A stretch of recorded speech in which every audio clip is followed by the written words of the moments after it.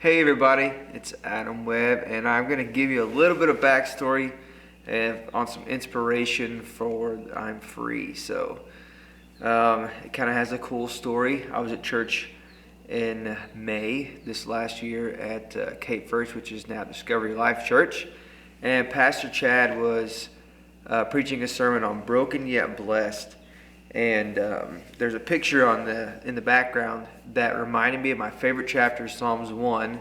And in the sermon, he was talking about Jacob wrestling with the angel, and he didn't let go until he was blessed. And it kind of inspired me to go home that day and be like, you know what? I need a song. I want to write a song. What is going to be my Christian debut song? And I sat in my bedroom. I came home and I was like, you know what, God? I'm going to sit in this room until you bless me with a song. So it was kind of my wrestling song, I guess. And freedom came to mind. It's something that you get through Christ. I mean, yes, we live in a free country, but there's no greater freedom that you can get through Jesus. So backed it up a little bit spiritually. Inspiration came in a church service. So that church service was a really good service that day, and I'll never forget it. So it inspired me to go home and write this song. And some of the scriptures came to mind. John 8:32 says, "And ye shall know the truth, and the truth shall make you free." That's red letters. That's straight from Jesus, and Jesus is the truth. There's no better truth and freedom through Jesus. 8:36 says, "If the Son therefore shall make you free, you shall be free indeed." And Galatians 5:1 says, "Stand fast there in the liberty wherewith Christ hath made us free, and be not entangled again with the yoke of bondage." And one more for you. 2 Chronicles 3:17 says, "Now the Lord is that Spirit, and the Spirit is the Lord. There is liberty." So liberty is freedom. So I took that idea of freedom because there's no greater feeling than the freedom that you get with Christ. And if you haven't had that freedom, it doesn't get any better than that.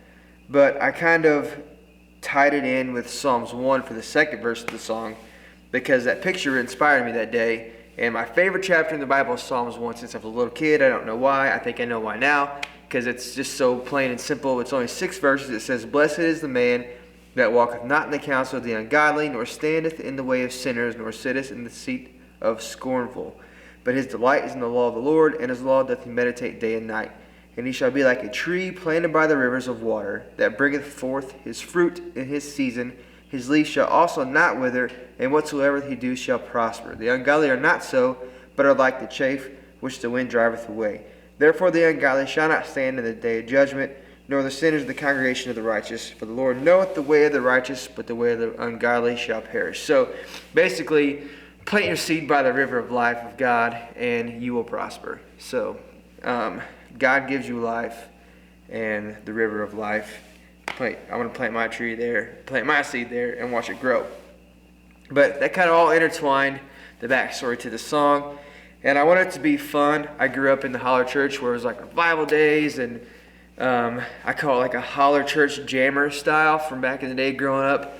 But I hope it inspires you to get a little taste of the freedom that you get and the feeling that there's no greater feeling when you first become a Christian and the closer you get to God and the freedom that Christ gives you internally. It's just, you don't understand it until you feel it. So I hope this gives you a little taste of it if you haven't already felt it.